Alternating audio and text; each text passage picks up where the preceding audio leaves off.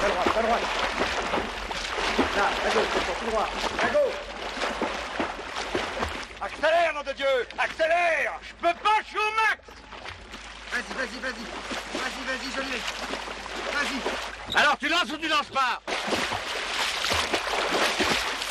Là, ça y est, je le tiens.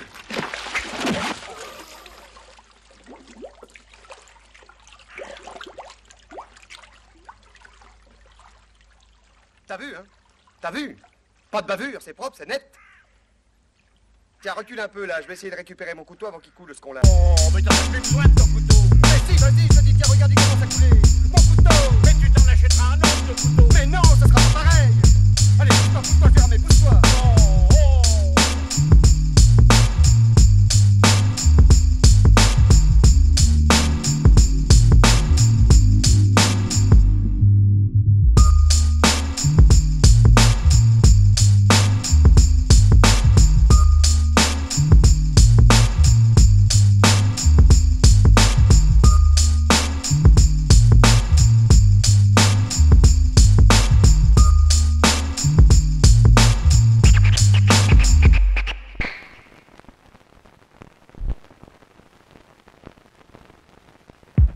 Bonsoir à tous, merci d'être venus pour ce nouveau rendez-vous. C'était quelque chose qu'on avait initié en mai et en juin de l'année dernière avec Usul et Thibaut Jean-Demange qui étaient venus au moment des élections, donc premier tour des présidentielles, deuxième tour des législatives. Et l'idée c'est qu'on avait commenté en organisant un certain nombre de tables rondes en lien avec les résultats et ça avait plutôt bien fonctionné. On avait l'impression qu'il y avait des choses qui s'étaient dites et que surtout l'idée que les gens puissent participer ensemble, discuter, tout ça, ça apportait quelque chose qui nous plaisait bien. Et donc, on a décidé cette année de régulariser ce rendez-vous. Donc à chaque fois, ça sera le 3e dimanche du mois et ça s'appelle maintenant Circus Politicus. Et l'idée, c'est d'aborder des thématiques, d'inviter des gens, voilà, par rapport à des choses de l'actualité. Donc là, moi, je ne vais pas trop en dire par rapport au contrat aidé parce que c'est eux qui vont en parler. Mais en tous les cas, merci d'être là. Et vraiment, l'enjeu, c'est de pouvoir participer autant que vous voulez. C'est vraiment fait pour ça.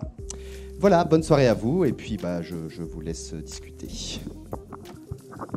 Tout à fait, merci Damien.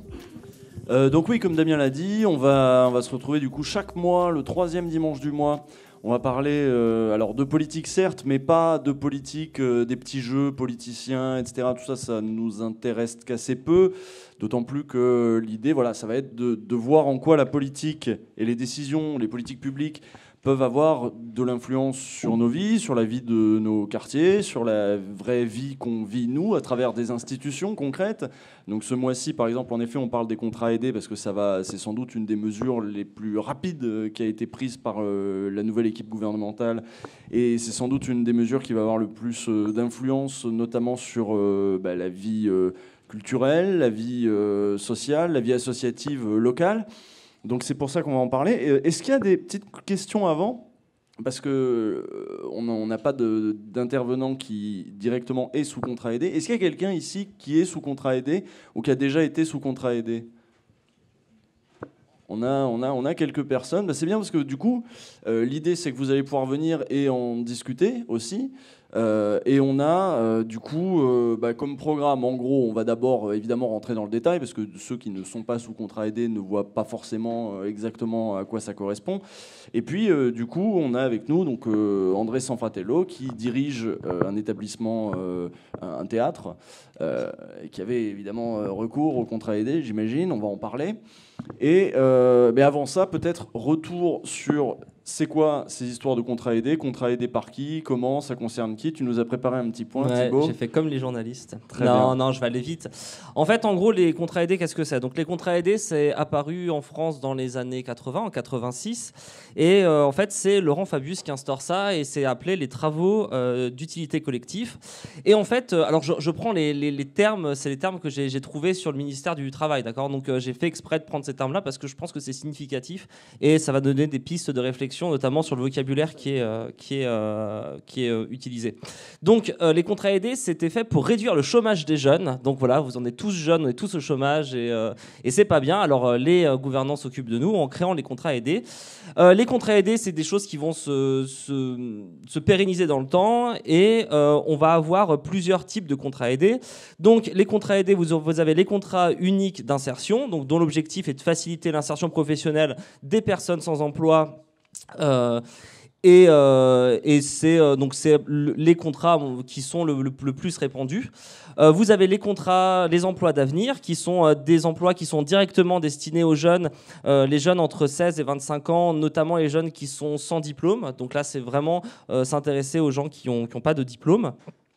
Et enfin, vous avez les contrats, ce qu'on appelle les contrats starter, qui sont destinés aux moins de 30 ans. Et en gros, l'idée, c'est directement lié à Pôle emploi. Et à ce que j'ai compris, l'idée, c'est vraiment d'accompagner l'insertion professionnelle des jeunes. Mais ça, on va en discuter pendant la soirée. Voilà. J'ai plein de trucs, mais je ne vais pas tout lire parce que ça va être chiant. Combien de personnes bénéficient? Donc il y a beaucoup de gens. Alors selon la DARES, donc la DARES c'est la direction aux affaires administratives, je sais plus. On sait pas, c'est un acronyme. Voilà. Donc en fin 2016, qui étaient concernés par les emplois aidés, il y avait 497 000 personnes. Donc ça fait quand même beaucoup.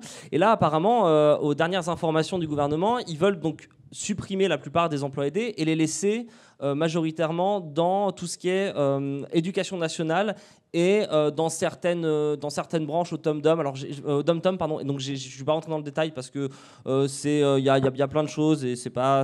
Il y a quelques domaines d'action qui ont été sanctuarisés. Oui, c'est ça. L'éducation, les Dom-Tom et je sais plus l'aide alimentaire. Non, il y a l'aide alimentaire et l'aide aux handicapés. Mais moi, ce que j'ai trouvé intéressant. Parce que là, ça faisait vraiment bâtard, quoi. C'est ça. Et moi, ce que j'ai trouvé intéressant, c'est qu'il focalise vraiment sur la question de l'éducation. Et ça, on va revenir en fait sur cette question-là, puisqu'en fait, l'éducation, c'est vraiment et la formation, c'est vraiment quelque chose sur lequel le gouvernement Macron veut mettre le paquet, en considérant que les contrats aidés ne fonctionnent pas, ne réduisent pas le chômage, qu'il y a que 25% des gens qui sont en contrat aidé qui trouvent après un emploi stable entre guillemets, et 75% d'autres pas du tout. Donc l'idée, c'est vraiment d'accentuer sur la formation. Mais ça, on va y revenir, parce que toutes les questions qu'on a envie de poser ce soir, c'est les gens qui sont en contrat aidé, par exemple, comment vous avez été recruté en contrat aidé? Est-ce que vous étiez formé ou pas pour faire le boulot sur lequel vous étiez? Quel est votre niveau de qualification? On va aussi revenir, à mon avis, dans la soirée, sur la question, qu'est-ce que c'est qu'une qualification et qu'est-ce que c'est qu'une compétence, en montrant peut-être que les deux sont complètement distincts. Hein. On avait un petit peu discuté, mais bon, on verra ça plus tard. Oui, voilà. Dans un premier temps, déjà bonsoir, merci bonsoir. Du coup d'être venu. Donc vous direz, là, on a parlé des secteurs qui avaient sanctuarisé en gros quelques emplois aidés. Je crois que le gouvernement a fait des signes aussi en disant oui, quelques emplois aidés pourront être maintenus si on se met bien avec le préfet dans un certain cas de négociation. En gros, il y a eu des premiers mouvements. Dans les écoles primaires, notamment dans le Calvados, il me semble, où il y a eu des écoles qui ont dit moi je peux pas faire ma rentrée si j'ai pas mes emplois aidés. Et donc en gros ils sont en train de négocier au cas par cas un petit peu, on verra, pour que ça fasse pas tant de vagues que ça. Mais le domaine de la culture n'a pas été sanctuarisé. Donc du coup ça veut dire quoi pour vous là? Il y a un chambardement là en début de. Pour nous c'est simple. Moi j'ai titré dans un petit édito. L'Espace 44 décapité. Espace 44, c'est un théâtre qui se trouve rue Burdeau sur les pentes de la Croix-Rousse. On a 5 emplois aidés, plus moi, directeur. Voilà. Ce théâtre existe depuis 1986, tu disais. Donc, à l'époque, en 86, quand j'ai ouvert le théâtre, j'étais moi-même TUC. J'ai ouvert le théâtre parce qu'on n'avait pas un rond, bien entendu, et ça m'a permis d'ouvrir le théâtre en 86. Je suis resté 2 ans TUC. Ce qui m'a permis de monter ma structure. Pour nous, soit pour l'employé ou l'employeur, c'est quand même très, très, très important, puisque c'est quoi un emploi aidé? C'est quelqu'un qui est au chômage depuis 1 an, voire 2 ans, voire plus. Et l'idée, c'est de lui mettre le pied à l'étrier, lui permettre de revenir dans le monde du travail, de reprendre un rythme régulier, c'est-à-dire des horaires, Hein, parce qu'un chômeur, ben, il reste chez lui, il cherche du travail, etc. Mais un chômeur aussi, il va déprimer, il va perdre l'habitude du travail, alors qu'un employé aidé, bon, il a des horaires réguliers. Moi, mes employés, ils ont des horaires, hein, à telle heure, et ils commencent à telle heure, ils finissent à telle heure. Enfin, je veux dire, il y a 26 heures à la semaine. Donc, c'est vraiment revenir dans le monde du travail, et avec une formation assuré pendant... ça dure, un employé dure soit 1 an, soit 2 ans. Donc il est renouvelable sur 2 ans. Et donc par an, on doit leur apporter une formation à l'intérieur de l'entreprise et à l'extérieur également. Donc dire que les emplois aidés, ça ne sert à rien, c'est complètement faux. C'est faux, parce que moi, j'ai la plupart de mes emplois aidés, ils ont trouvé du travail. Il y en a qui sont... Je peux citer des cas. Hein, j'en ai un qui est à l'Espace Baudelaire, qui est directeur technique. Maintenant, il était chez moi. Il a débuté chez moi. Il est directeur à l'Espace technique, à l'Espace Baudelaire à Rieux-la-Pape. J'en ai un autre qui est à Genasse, qui est également directeur technique. Enfin voilà, je ne vais pas faire le tour. J'en ai un autre qui est à l'Opéra. Alors là, on voit l'idée de l'emploi aidé est censé... donc c'est l'État qui met un peu la main à la pâte pour aider des gens qui sont dans des positions de fragilité sociale sur le marché du travail, pour leur remettre le pied à l'étrier, les maintenir dans une certaine discipline de travail, une employabilité, hein, maintenir leur employabilité. Certes, mais à quoi ça correspond concrètement pour un employeur qui rédige un contrat ? Dans quelle mesure, lui, ça l'aide aussi et ça fait vivre sa structure aussi ? Dans quelle mesure, c'est combien l'aide ? On a parlé de 50%, 75% de salaire pris en charge par... En 86, c'était 90%. Maintenant, ça a baissé. Maintenant, c'est plus 60 ou 70% hein, que fournit l'État. Le reste est à la charge de la structure. Par exemple, un emploi aidé coûte à ma structure quand même 550 € par mois. Hein. Donc, on a 5 emplois aidés, ça nous coûte 3 000 € à nous quand même par mois. Donc, c'est pas gratuit. On apporte une aide. On apporte financièrement quelque chose et à l'employé, ça lui permet de, comme je disais tout à l'heure, de remettre le pied à l'étrier. Mais mes employés, quand ils sortent, en général, lorsqu'ils se présentent... heures Pardon ? C'est un 35 heures ? C'est un 20 heures ? Non, 26 heures. 26 heures, d'accord. 26 heures, oui. J'avais un emploi jeune qui était à 35 heures, mais donc là, c'est fini, donc voilà. Mais autrement, c'est 26 heures. Du coup, donc, si je vous suis bien, l'idée, comme vous le décrivez, l'idée c'est de permettre de se remettre dans le rythme de travail, etc. Mais c'est aussi d'acquérir de l'expérience. Et oui, parce qu'un employé, là en technique ou en communication, etc., quelqu'un qui travaille 2 ans dans une structure, lorsqu'il sort, qu'il va aller postuler pour un emploi dans un autre théâtre, il peut dire, j'ai travaillé pendant 2 ans dans une structure, j'ai fait la lumière, j'ai fait le son, ou j'ai fait la communication, etc., etc. C'est quand même important. 2 ans de travail sur le tas, donc ça veut dire qu'on sait travailler. Et donc, du coup, on peut postuler ailleurs dans une structure subventionnée. Mais vous répondez quoi, du coup, au gouvernement quand il dit qu'il n'y a que 25% des emplois aidés qui arrivent à retrouver derrière un vrai emploi ? Donc, c'est pas un vrai emploi, déjà. C'est un faux emploi ? C'est quoi ? Qu'est-ce qu'il y a à répondre à ça ? Bien, dans la culture, c'est particulier. Parce que y a peu de structures subventionnées. Il y a les grandes structures, hein, l'Opéra, les Célestins, le TNP, etc. Et puis il y a plein de structures comme les nôtres qui n'ont pas de moyens ou très peu de moyens. Donc moi, je voudrais bien, au contraire, vous croyez que c'est pas drôle pour moi de changer tous les 2 ans d'employés, d'administrateurs, de techniciens, etc. Je voudrais garder mes employés parce que lorsqu'on a quelqu'un qui travaille bien, on a envie de le garder. Mais malheureusement, ça coûte très cher. Donc, si je n'ai pas les moyens, je suis obligé de reprendre un autre employé aidé. Vous comprenez ? Les directeurs culturels, au contraire, souhaitent garder les employés. On ne demande pas mieux, mais il faut nous donner les moyens.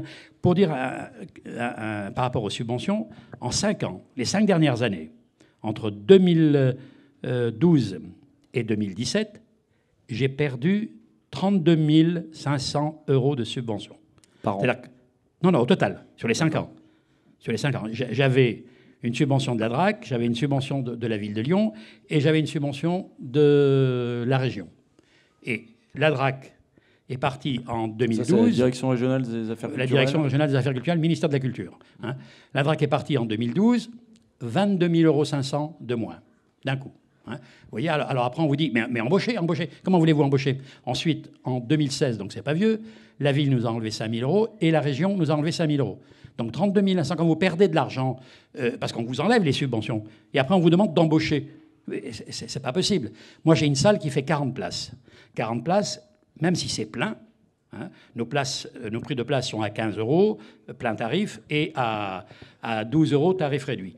Même si c'est plein, si j'ai 40 personnes dans la salle, je fais, grosso modo, entre 350 et 450 euros de recettes. Hein. Là-dessus, je donne la moitié de la recette aux compagnies qui passent. Il me reste la moitié. Hein. Donc, comment voulez-vous payer en plus 5 personnes qui travaillent dans la structure?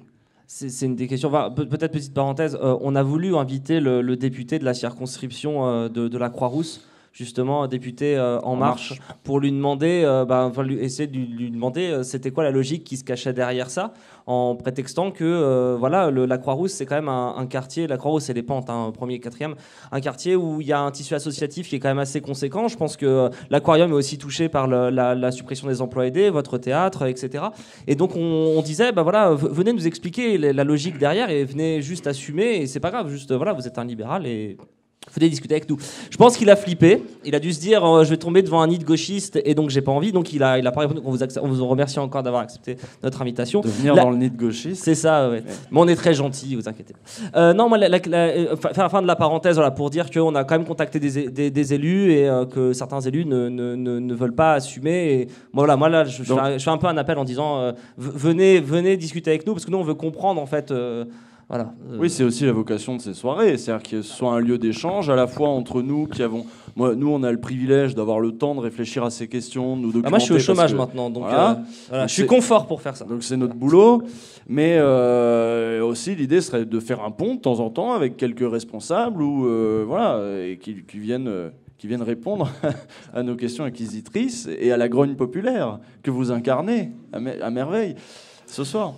Donc, mais une question que je vais vous poser par rapport... Est-ce que vous dites que votre théâtre, les prix plein tarif, c'est 15 euros et les prix bas tarif, c'est 12 euros. Est-ce que les contrats aidés, ça vous permet de faire des prix et de donner une meilleure accessibilité plus populaire aux gens? Ou est-ce que vous êtes tenu pour avoir des prix uniques d'une place?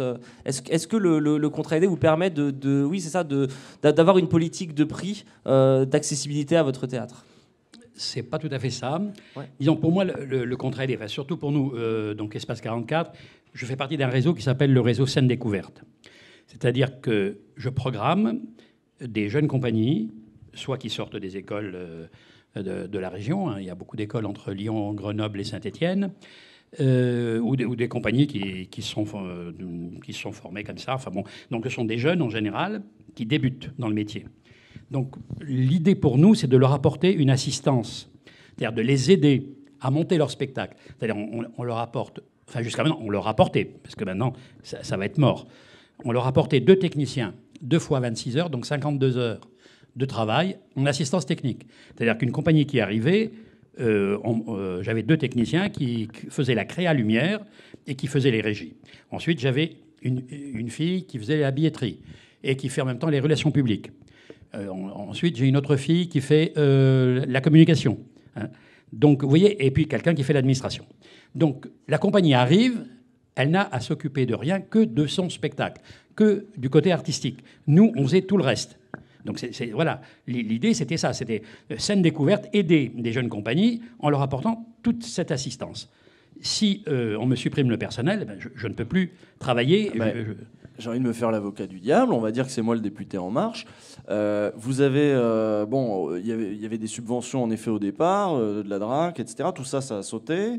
Et, enfin, il n'en reste plus beaucoup, en tout cas. Et les emplois aidés. Bon, on vous a mis sous perfusion. Vous n'avez pas réussi à être rentable. C'est juste que votre modèle économique est pourri. Oui. Faut arrêter, c'est pas rentable, le marché n'est pas prêt à accepter ça, le public, ça ne l'intéresse pas manifestement, ou pas assez, pour qu'il paye plus cher, en tout cas. Eh oui. Alors moi, je vous répondrai... Non, ça me fait rire. Ça me fait rire parce que... Je fais l'avocat du diable, du marché. Je fais l'avocat du marché. Pourquoi ça me fait rire? Parce que j'ai fait l'inventaire, à peu près comme ça, entre Lyon, Grenoble, Saint-Étienne. Il y a à peu près 10 écoles de théâtre. 10 écoles qui sont financées par l'État, la ville, la région, qui coûtent très cher. Ces jeunes, il y a des jeunes qui sortent des écoles au bout de 2 ans ou de 3 ans. Il y a à peu près, mettons, 10 jeunes qui sortent. Il y en a beaucoup plus que ça, mais enfin bon, mettons 10. Par 10, ça fait 100 jeunes qui sortent chaque année des écoles. Ces jeunes, ils vont où? Je vous pose la question, ils vont où? Et peut-être qu'ils ont été mal orientés. Jeunes comédiens, jeunes metteurs en scène, ils vont où? Bah, il ferait mieux d'être chef de projet ou d'être... Ils vont pas travailler au Célestin. Ils vont pas travailler au TNP. Ils vont pas travailler à l'Opéra de Lyon. Qu'est-ce qu'ils font? Ils n'ont pas de boulot. Alors qu'est-ce qu'ils font? Ils montent une compagnie. Et ils viennent voir les scènes découvertes. Ils ont appris leur métier, il faut maintenant qu'ils passent au côté actif, c'est-à-dire qu'ils passent au travail, au monde du travail. Et nous, scènes découvertes, on est là pour les accueillir. Si on disparaît, à quoi ça sert de financer des écoles qui coûtent très très cher? À quoi ça sert? Je pose la question à l'État. À quoi ça sert de financer des écoles s'il n'y a personne pour les accueillir, ces jeunes comédiens, jeunes metteurs en scène, jeunes musiciens, etc. Une des réponses gouvernementales, ça va être de dire oui, mais certes, ces dispositifs d'emploi aidé vont être supprimés. En revanche, ça n'est pas encore fait, mais c'est le projet, on va financer de grands plans de formation pour former les gens à faire, par exemple, autre chose que du théâtre. Parce que bon, ça ne sert à rien, les capitalistes n'en ont rien à foutre. Donc il serait bien mieux, en effet, à être comptable, à gérer des projets, à monter des start-up. Et je rebondis sur ce c'est vrai dans d'autres domaines. Enfin, pour faire un doctorat en sciences politiques, nous, à l'école doctorale, par exemple, ils nous font aussi des formations pour faire... On est chercheur, on est censé produire de la recherche, mais on demande d'avoir plein de compétences aux alentours. Et effectivement, c'est pas spécifique que aux emplois aidés et tout ça. C'est quelque chose qui s'étale, enfin, qui se perpétue sur toute la société, effectivement. Oui, non, T'as donné ton extrait du coup vidéo? Non, mais on peut la diffuser. Notre Premier ministre qui parle justement qui dit que les contrats aidés ne servent à rien. Tu lui as donné du coup, il l'a. Oui, là, oui, d'accord. Oui. Il peut la diffuser, regardez là, regarde. Ah bah c'est merveilleux. On va écouter Édouard Philippe, très bronzé, qui a dû passer de bonnes vacances. Et qui s'était viandé un peu ce matin-là, hein. C'était pas Jojo. Vous savez que après un contrat aidé, la possibilité, le nombre de gens qui trouvent un contrat durable après un contrat aidé, c'est 25%. C'est tout. Ça veut dire que 75% des gens qui disposent d'un contrat aidé, ensuite, n'ont rien. Moi, ce que je souhaite, exactement dans la ligne de ce qui a été défini par le président de la République. Exactement. Et ce que nous souhaitons avec le gouvernement, c'est faire en sorte de consacrer des moyens, non pas à financer des contrats aidés, mais à financer des formations individualisées, qui permettent, elles, et on le sait, c'est qui le dit, qui permettent, elles, un retour durable à l'emploi. Je préfère avoir des dépenses qui sont efficaces que des dépenses qui sont à très court terme, mais en vérité inefficace. C'est ça l'objet. C'est un changement de logique. C'est un changement de logique. C'est un changement de logique important qui a du sens. Pour terminer sur votre question, il y a 2 domaines dans lesquels on fera très attention. C'est l'éducation nationale et c'est les outre-mer. Parce que là, on va essayer de faire en sorte que l'utilisation des contrats aidés dans l'éducation nationale et pour les outre-mer soit préservée. Voilà, donc c'est la philosophie générale. Donc il y a des secteurs, on appelle ça il y a les secteurs non marchands, il y a les secteurs marchands mais qui ont besoin d'être soutenus. Vous feriez quoi au gouvernement là sur tout ce secteur-là? Vous fermeriez les écoles de théâtre pour dire ça suffit, des théâtreux on en a assez? Non, je pense que la culture c'est important. C'est très important. Je me rappelle qu'à l'époque de la guerre de Yougoslavie, à Sarajevo, sous les bombes, il y avait des gens qui faisaient du théâtre dans les caves. La culture est très très importante dans toutes les sociétés. Ça a toujours existé. On ne peut pas éliminer la culture. C'est une aberration. Donc, je reviens au propos de tout à l'heure. Le problème, mes jeunes qui partent de chez moi, une fois qu'ils ont passé 2 ans, ils sont formés. Ils savent travailler. C'est idiot de dire on va leur faire des formations. Et les gens ils passent leur temps à faire des formations. Non, il faut travailler. Et pour travailler, il faut de l'argent. Donc donner des moyens à ces structures. aux scènes découvertes, aux autres. Hein. Je veux dire, vous, par exemple, ici, vous avez besoin d'un employé aidé, il vous faut des subventions. Hein. Et si vous avez des subventions, vous n'aurez plus d'employés aidés, vous pourrez embaucher un animateur, etc. Ben, c'est pareil dans la culture. La culture ne peut pas être rentable quand on a une salle de 40 places. C'est pas possible. Alors pourquoi on donne des subventions à des directeurs de salles qui ont des salles de 1000 places et on va refuser des subventions ou leur donner des billettes à des gens qui ont des salles de 40 places. Les salles de 40 places, elles servent à permettre à des jeunes de faire leur première expérience. Hein. Et, je me rappelle que Roger Planchon ou Marcel Maréchal, par exemple, ont démarré dans une salle de 40 à 50 places. Hein. Et après, ils sont devenus les directeurs du Théâtre du 8e ou du TNP. Donc éliminer nos petites salles, c'est une aberration totale. Oui, mais Emmanuel Macron, par exemple, pour la culture, il voulait faire un chèque pour les jeunes. De 500 balles. Ouais. 500 balles, on avait vu. À 18 ans, je sais plus quoi, un chèque culture. Peut-être que du coup, ils seraient allés au théâtre avec ce chèque culture et ils auraient rempli les guichets, quoi. Oui. Non, mais ça c'est bien de donner un chèque culture pour que les jeunes puissent aller au théâtre ou voir un concert, etc. Ça c'est bien. Mais le propos dont je vous parle, c'est donner aux structures les moyens d'embaucher. On ne peut pas, comme je vous le disais tout à l'heure, embaucher avec des recettes de 500 € par soir. Ou alors, il faut qu'on disparaisse. Il faut dire, bon, on n'a pas besoin de ces structures-là. Il faut que la culture disparaisse. On ne veut que des cathédrales de la culture. C'est ça qu'on veut. On veut des cathédrales de la culture, point barre. Ben non. Alors à ça, Muriel Pénicaud répondrait oui, mais on va faire baisser le coût du travail. Donc, à terme, vous pourrez sans doute embaucher des gens à pas cher, que vous aurez peut-être même pas embauché parce qu'ils seront auto-entrepreneurs. Et voilà. On y vient. Je disais comme ça une boutade, mais en plus, je crois que ce n'est pas une boutade, ça va être la réalité. Pour éliminer les chômeurs, pour faire baisser le taux du chômage, eh ben, les chômeurs n'ont qu'à devenir des auto-entrepreneurs. Hein, ainsi, il n'y aura plus de chômage et on aura gagné. Hein, voilà.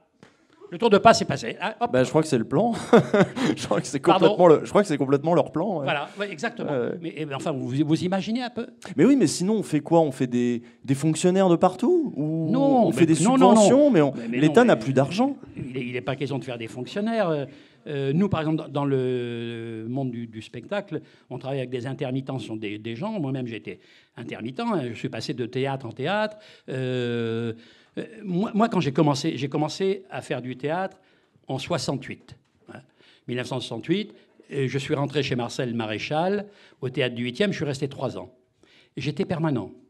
C'est-à-dire que j'avais un contrat sur 12 mois, et au bout de 12 mois, on me renouvelait mon contrat, et ainsi de suite. Je suis resté 3 ans chez Maréchal, mais je n'étais pas le seul. Il y avait 20 comédiens. C'est-à-dire que Marcel Maréchal montait 4 spectacles, plus le Festival de Fourvière. Il montait 5 spectacles par an, et il avait une équipe permanente de 20 comédiens. Maintenant, cherchez où est-ce qu'il y a une équipe permanente. Est-ce qu'il y a une équipe permanente au Célestin? Est-ce qu'il y a une équipe permanente au TNP? Est-ce qu'il y a une équipe permanente, je ne sais pas, aux ateliers, etc. Non, il n'y a plus d'équipe permanente. On a bousillé les permanents, et maintenant, on a remplacé par l'intermittence. Hein. Là aussi, c'est un tour de passe-passe. Oui, c'est ça. Moi, je pense que je ne sais pas ce que vous en pensez, mais je pense que l'idée qu'il y a derrière ça, c'est de dire bon, on va les mettre en compétition, tous ces petits théâtres. C'est le marché qui va réguler tout ça. Et en fait, l'État sera juste le garant de finalement de la sécurité du capitalisme, en disant ben voilà, on a des gens qui sont formés à faire du théâtre, ils ont des diplômes qui sont ils sortent d'écoles qui sont financées par l'État. Du coup, on garantit aux structures qu'ils ont bien appris, que c'est légitime, etc. Et du coup, ensuite, le marché fait la loi. Vous êtes d'accord avec ça? Du coup, vous êtes d'accord sur l'idée que on est en train de mettre votre théâtre en compétition avec les Célestins et avec d'autres structures beaucoup plus grosses. Et ce que disait Usul tout à l'heure, en disant voilà, vous n'êtes pas rentable, du coup en fait dans le marché votre but c'est de disparaître comme toutes les choses qui ne sont pas rentables. On est d'accord que c'est l'idéologie. Oui, mais c'est schumpeterien. Peut-être que vous allez être remplacé, c'est la destruction créatrice, vous allez être remplacé par un espace de théâtre qui fera du numérique en même temps, en 3D, j'en sais rien. Qui livrera des pièces une sur des start-up, vélos. voilà, qui livrera des pièces à la commande. Je sais pas, peut-être qu'il faut tout réinventer. Peut-être que voilà, c'est le vieux monde et que dans le nouveau monde, ça n'existe plus. C'est pas possible. Non, mais on fait exprès de provoquer. Oui, bien sûr, bien sûr. Enfin, sur le fond de la compétition, moi, je pense que c'est hyper cohérent. Hein. Je pense qu'ils veulent faire ça. Mais c'est pas possible. On a besoin de théâtre laboratoire. Comme je disais tout à l'heure, Planchon et Maréchal ont démarré dans des petits théâtres. Un metteur en scène, un comédien qui sort d'une grande école, que ce soit l'ENSAT ou le conservatoire ou autre chose, il a besoin de faire ses premières armes. On va pas tout de suite lui offrir X millions pour monter sa première pièce. Il faut qu'il fasse ses preuves. Et il peut faire ses preuves que chez nous. Vous comprenez ? Voilà, il n'y a pas de problème. C'est pareil pour un chanteur. On ne va pas tout de suite lui proposer d'enregistrer un disque, etc. Il va faire ses preuves, il va chanter, il va faire des concerts, etc. Il peut commencer sur YouTube. Pardon ? Ils peuvent commencer sur YouTube, voilà. Tous ces gens-là. L'avantage avec Google. Pour la musique, c'est un avantage. Pour nous, dans le théâtre, c'est beaucoup plus difficile. Mais juste pour dire que ma structure, quand même, pour parler de l'espace 44, petit théâtre de 40 places, j'ai 7000 spectateurs. 7000 spectateurs pour un petit théâtre. C'est-à-dire que je suis, au niveau de taux de fréquentation, je fonctionne très très bien. Je suis rentable. Sauf que c'est pas suffisant parce que ma salle est trop petite. Souvent, je voudrais pousser les murs pour avoir 80, 100 places. Mais malheureusement, ma salle, elle fait que 40 places. Donc, je ne peux pas... Je refuse du monde parfois, mais c'est comme ça. Mais ce qui est intéressant, je vais faire le sociologue de secondes. Ce qui est intéressant dans votre discours, c'est que, en fait, l'idée de défoncer les emplois aidés, c'est-à-dire que là, vous êtes dans une... c'est pas un jugement, encore une fois. Hein. Vous êtes dans de dire oui, mais ma structure, elle fonctionne, etc. Mais même si elle fonctionnait pas, en fait. C'est-à-dire que je pense que l'idée de virer les employés en disant ils sont pas assez compétitifs, vous n'allez pas être compétitif en fait. Et du coup, ça veut dire que les arguments de défense des gens qui sont pour, qui sont pour, vous, je pense que vous faites votre taf et que ça, voilà, les gens qui sont pas forcément pour les contrats aidés, mais pour aider justement des jeunes à se faire de l'expérience, etc.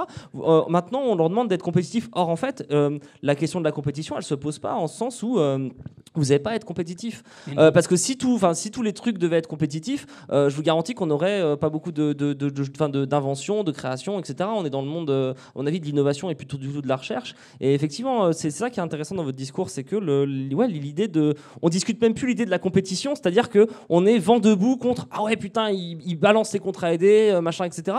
Et en fait, on réfléchit plus du tout à la question mais c'est peut-être en fait l'idée même de compétition entre les structures, même en tout cas sur Croix-Rousse ou ailleurs en fait, qui devrait être même les groupes de musique. Moi je fais de la zik, je suis pas en compétition avec des groupes qui font un style de zik que moi, ou avec d'autres chercheurs ou ce genre de choses.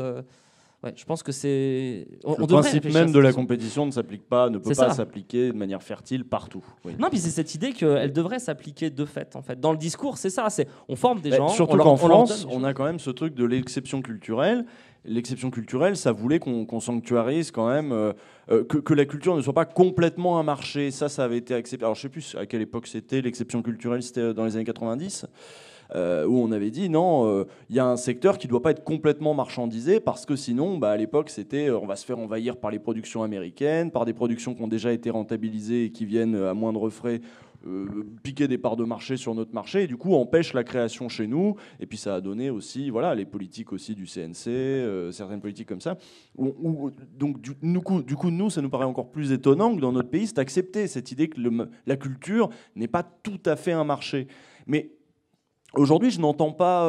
alors peut-être le secteur culturel n'est-il pas assez structuré, mais je n'entends pas de représentants du secteur culturel qui viennent voir, je ne sais pas, Françoise Nyssen, pour lui dire que ça va flinguer le secteur. Je crois qu'il y a une volonté, on s'en aperçoit là, de foutre en l'air tout le monde associatif. Et ça, c'est très grave. Ça, c'est vraiment très grave, parce que le monde associatif, c'est le vivier. C'est ce qui fait bouger, ce qui fait sortir des jeunes qui vont devenir peut-être grands plus tard. Et si on fout en l'air tout ce vivier, après, il n'y aura plus rien. Il n'y aura plus rien. Il y aura, comme vous dites, que du commerce. Que du commerce. Il n'y aura plus de gratuité. Le théâtre, nous sommes des artisans. Nous sommes des artisans, c'est-à-dire on travaille comme un ébéniste qui va travailler avec... vous voyez, on travaille à petite échelle. C'est pas l'usine, bien entendu. Une pièce de théâtre, on va la répéter pendant 1 mois et demi, et puis on va jouer 10 fois, 15 fois, 20 fois. C'est vraiment un travail artisanal. Mais ça, c'est important que ça existe. Tout ne peut pas être rentable, c'est pas possible. La médecine ne peut pas être rentable, l'hôpital ne peut pas être rentable, l'école ne peut pas être rentable, la culture ne peut pas être rentable, la musique peut être rentable, parce que bon, si on vend des disques, etc., c'est différent. Le cinéma peut être rentable quand un film... pas tous les cinémas, voilà. Pas toutes les musiques. Exactement, voilà. Il faut des films d'arrêt d'essai. Et pourquoi il y a des subventions pour le cinéma? C'est justement pour pouvoir faire des films d'arrêt d'essai. Permettre à des jeunes réalisateurs qui veulent faire autre chose que du commercial, commencer par faire un film d'arrêt d'essai, puis après peut-être passer à un film commercial. Donc tout ne peut pas être rentable, c'est pas possible. J'ai envie de voir un espoir là-dedans, c'est que quand même la bourgeoisie urbaine de centre-ville, éduquée, cultivée, va même, mine de rien, être la première touchée en fait par ça, parce que c'est aussi une des classes sociales qui est les plus clientes du cinéma d'arrêt essai, du réseau associatif culturel local. Et bon, on peut y voir peut-être là une perspective de mobilisation. C'est con, parfois ils ont voté Macron eux-mêmes. On aurait dû les prévenir. Quand vous dites que tout n'est pas... Enfin, moi, je pense qu'ils savent ce qu'ils font, en fait. Et avec toute l'idée de faire le capitalisme cognitif, c'est-à-dire d'investir dans les...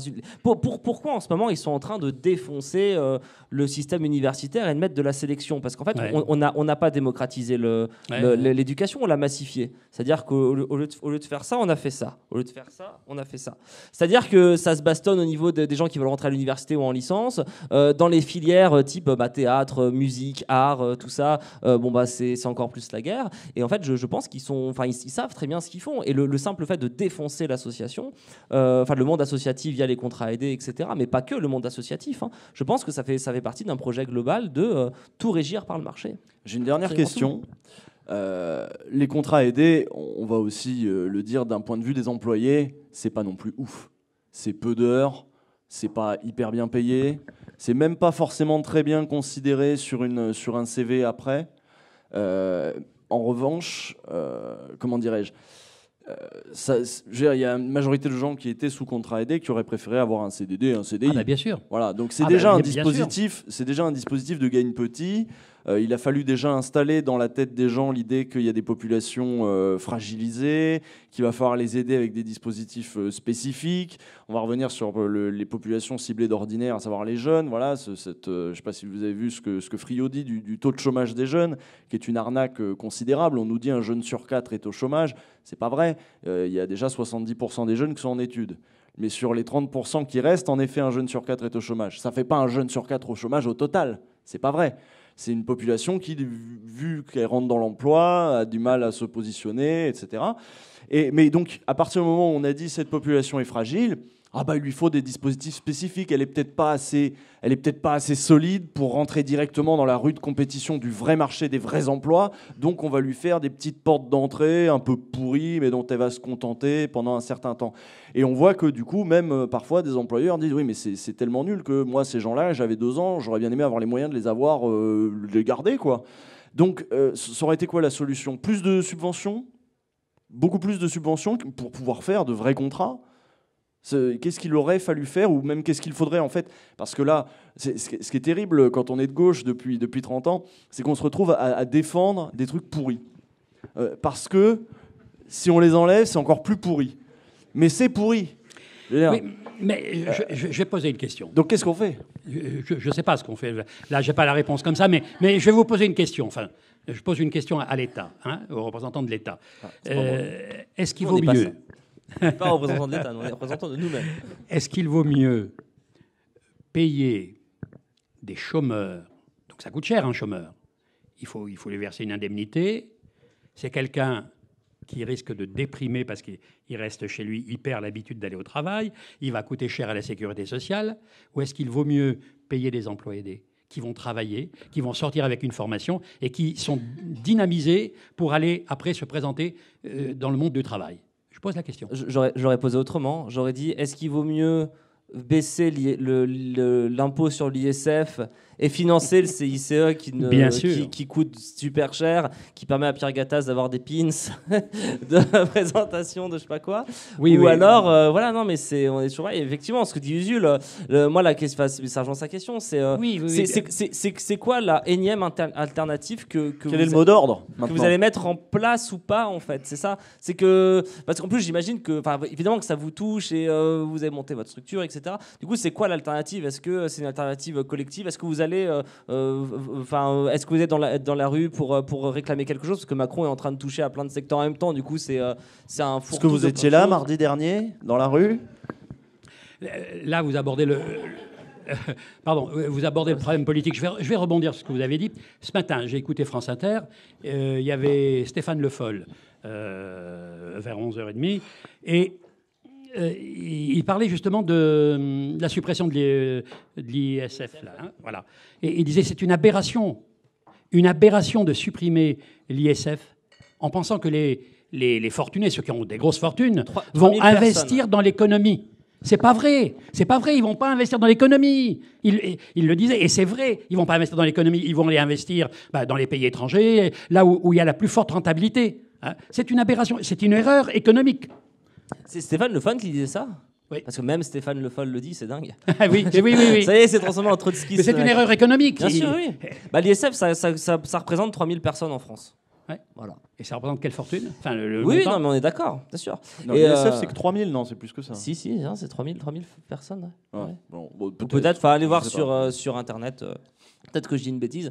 Mais pour revenir à ce qu'on vous disait, je pense même sur le, au niveau de, moi, j'ai des amis qui ont travaillé en politique publique, gouvernement comparé, notamment sur des villes type Vaux-en-Velin, Rieux-la-Pape, même la ville de Lyon, sur le fait que les municipalités maintenant délèguent beaucoup de choses aux associations, ce qui fait qu'en fait, comme elles ont des coupes budgétaires, elles délèguent aux assos, et en plus, après, une fois d'avoir délégué aux assos, ça leur permet ensuite de faire du clientélisme, bref, des trucs comme ça. Mais effectivement, la question, c'est,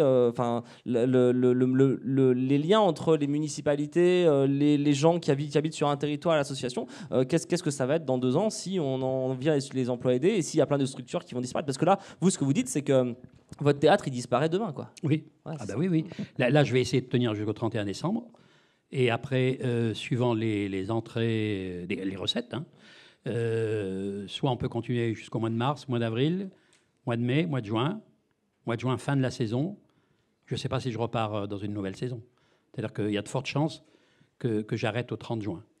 Il y a de fortes chances. C'est parce que, je ferai le bilan financier. Je ne veux pas être dans le rouge, c'est-à-dire être en déficit. J'ai été, lorsque la DRAC s'est retirée en 2012, je me suis retrouvé avec des dettes de 28 000 euros. Je ne sais pas si vous imaginez, pour une petite structure, ce que c'est que d'avoir des dettes de 28 000 euros. Donc j'ai réussi à remonter la pente. Il m'a fallu 3 ans. J'ai pas envie de me retrouver dans la merde une nouvelle fois. Donc le théâtre, oui, il va fermer. C'est sur ces perspectives peu enthousiasmantes que du coup, oui, on va peut-être passer un petit peu la parole à la salle. Tout à l'heure, il y a des mains qui se sont levées pour parler vous venez sur scène avec d'emploi aidé. Est-ce que quelqu'un veut venir nous raconter dans quel secteur, dans quel domaine, comment on est orienté vers un emploi aidé? Qu'est-ce que c'est que de vivre comme ça, avec un contrat pris en charge en partie par l'État? Est-ce qu'on se sent particulièrement vulnérable, parce que déjà ce sont des contrats courts? Est-ce qu'on se sent assisté, parce que c'est l'État, d'ailleurs les contribuables qui vous payent une partie de votre salaire? Vous me direz, c'est le cas sur les SMIC aussi. Vous savez que les contribuables payent une partie, parce qu'il y a eu des allègements. Non, plus personne ne veut venir parler? Est-ce que quelqu'un veut discuter? Oui, mais... Allez. Ah, très bien, venez. Venez, il y a une place sur le canapé, je pense qu'il est 2 places, on peut on peut se négocier. Ouais, il se casse un peu la gueule, mais ça va aller. Alors, tu peux prendre le micro là, voilà, tu le tu veux que je t'aide? Ok. Oui. Bonsoir. Salut. Donc, tu es emploi aidé encore maintenant ou... Non, j'ai eu... alors, c'est un peu particulier, mais j'ai eu 2 contrats aidés, en fait. J'en ai eu un dans l'éducation et j'en ai eu un dans une association qui fait de la médiation autour de la scolarité dans un quartier politique de la ville. Donc c'est un deuxième sorte de contrat aidé qui est, je pense, concerné par la loi sur les contrats aidés parce que c'est les emplois adultes relais qui sont notamment dans les quartiers politiques de la ville. et qui sont... alors, c'est un peu particulier les emplois adultes relais, puisque faut avoir plus de 30 ans, il faut habiter soi-même dans un quartier C'est quoi les politique de la quartiers ville. politiques? Je comprends pas. Ah, les quartiers politiques de la ville. Quartiers, D'accord. comme les zones les quartiers sensibles politiques. urbaines, Ouais, les ouais. trucs comme ça, quoi. Et à Lyon, c'était assez particulier, puisque les pentes de la Croix-Rousse, jusqu'à il y a 2014, je crois, 2015, étaient encore en quartier politique de la ville. Et je travaillais à la Guillotière, dans un quartier, du coup, politique de la ville aussi. Et j'avais plus de 30 ans, donc du coup, j'étais éligible à ce type de contrat. Comment je me suis retrouvé à travailler comme ça? Alors ça, c'est ma dernière expérience de contrat aidé, mais je peux parler sur le précédent, plus dans l'éducation nationale, où j'ai fait de l'accompagnement d'un élève en situation de handicap. Ça, c'est maintenu apparemment, cela. Ça, apparemment, ça a été maintenu. Alors, L'éducation en général a été maintenue. Ouais. alors, en fait, ce qui s'est passé, moi, à l'époque, il y avait 2 contrats aidés dans l'école dans laquelle j'étais. Moi, j'étais sur l'accompagnement d'un élève, de 2 élèves en situation de handicap dans l'école maternelle où j'étais, école maternelle et élémentaire. Et je l'ai fait pendant 1 an. Et après, j'ai posé une demande au rectorat pour être AVS, donc avoir des contrats d'assistant d'éducation avec mission d'aide aux élèves en situation de handicap. Et comment j'ai eu ce contrat-là, c'est avec des rendez-vous avec Pôle emploi qui m'ont posé des questions. À l'époque, j'étais au RSA et ils m'ont orienté vers ça, puisque apparemment j'avais un profil qui pouvait convenir à ça. Donc ça, c'est la partie éducation. Apparemment, c'est, à mon sens, ils le gardent parce qu'il y a un vrai intérêt politique derrière. Ça touche aussi beaucoup de familles qui ont des enfants en situation de handicap qui ne peuvent pas être scolarisés, donc ça touche beaucoup de gens et ça choque aussi pas mal l'opinion publique. Puis le handicap, ça touche toutes les classes sociales. C'est ça. Hein? Un accident, hein. Et si vite arrivé. Donc il y a ça. Et donc voilà, ça c'est ma deuxième expérience de contrat aidé. J'ai fait 5 ans après d'assistant d'éducation. Au service d'élèves en situation de handicap. J'ai fait tous les niveaux et c'était chouette. Bon, après, Est-ce que tu as eu l'impression d'être maintenu dans un espèce d'entre-deux, de j'ai un emploi mais c'est pas sûr, pour combien de temps, machin? Est-ce que comment ça se vit d'être sous contrat aidé? Est-ce que ça t'a handicapé pour en rechercher autre chose après? Ou aidé, au contraire, mis le pied à l'étrier? En fait, moi, j'ai pas valorisé le fait que ce soit un contrat aidé, j'ai juste valorisé le fait que ce soit un CDD. Et pour moi, le statut, le fait que ce soit un contrat aidé ou pas contrat aidé, j'avais pas envie de le valoriser comme ça, je m'en foutais en fait complètement. T'avais quoi comme formation avant de... Parce que Pôle emploi, il dirige pas les gens n'importe où, j'imagine. Est-ce que tu n'avais pas de formation ou est-ce que tu avais quelque chose qui était en ligne directe avec ce que tu as fait ou pas du tout? Et est-ce que dans ton secteur, il y avait autre chose que des contrats aidés? Aussi, oui. Ah, alors dans le secteur, tu veux dire de l'éducation L'éducation ou l'aide L'aide aux personnes en situation de handicap. Moi, j'ai eu une licence d'histoire. J'étais en master d'histoire au moment où... puis j'ai fait pas mal d'animation aussi. Donc avec des contrats très courts, l'animation, des contrats très partiels, enfin voilà, plein de petites choses comme ça. Et je cumulais pas mal de choses, plus hôte d'accueil dans un théâtre, donc je connais un petit peu le milieu de la culture. D'ailleurs, sa première fiche de paye est marquée hôtesse d'accueil, toujours un truc rigolo à voir, parce que c'est un des métiers qui était féminisé, donc voilà. Contrairement à ce plateau. Voilà, évidemment. Exactement. D'ailleurs, s'il y a des femmes dans cette salle...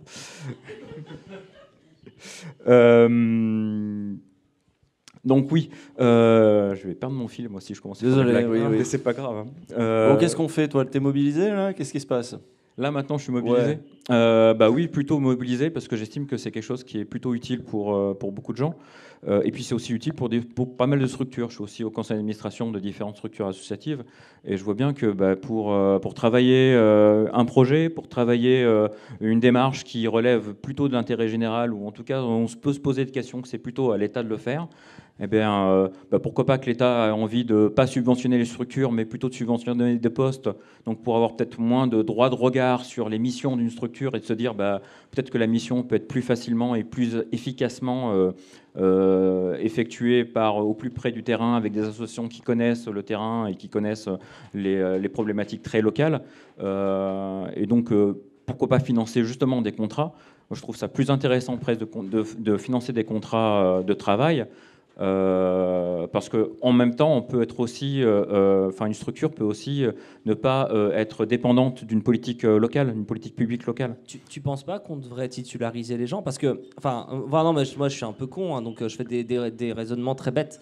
Je me dis, si l'État finance des gens qui vont aller dans des associations qui sont d'utilité publique, dans des collectivités locales qui sont d'utilité publique, pourquoi ne pas en faire des fonctionnaires et donc pourquoi ne pas leur donner un salaire à vie? Le fonctionnaire, Oui, alors, c'est ça, c'est-à-dire c'est. Alors attends, on va un peu loin, on va un peu loin, vite. tu penses Je pense. Ce qu'il y a, c'est qu'il y a deux modèles pour tout ce qui est solidarité et tissu associatif. Il y a clairement deux modèles.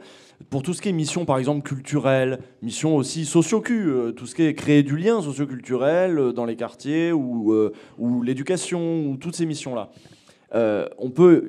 L'État a eu son rôle à jouer historiquement, il l'a joué à un moment. Mais on peut tout à fait aussi choisir de déléguer ça. Il y a eu ce mouvement-là en fait, quand on coupe les subventions aux associations, que ce soit localement ou nationalement, c'est qu'on estime que ces associations doivent trouver leur autonomie financière et doivent reposer finalement peut-être plus sur le don privé, sur le machin, et que l'État se désengage. Donc il commence par se désinvestir, par se désengager, on va dire. En fait, il délègue des missions qu'avant il faisait lui-même.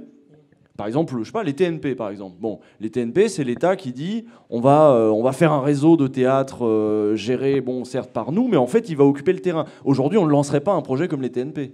Ça n'est plus envisageable, ça n'est plus du tout dans l'esprit du truc. Les théâtres nationaux populaires, c'était Jean Villard, je sais plus quoi. Oui.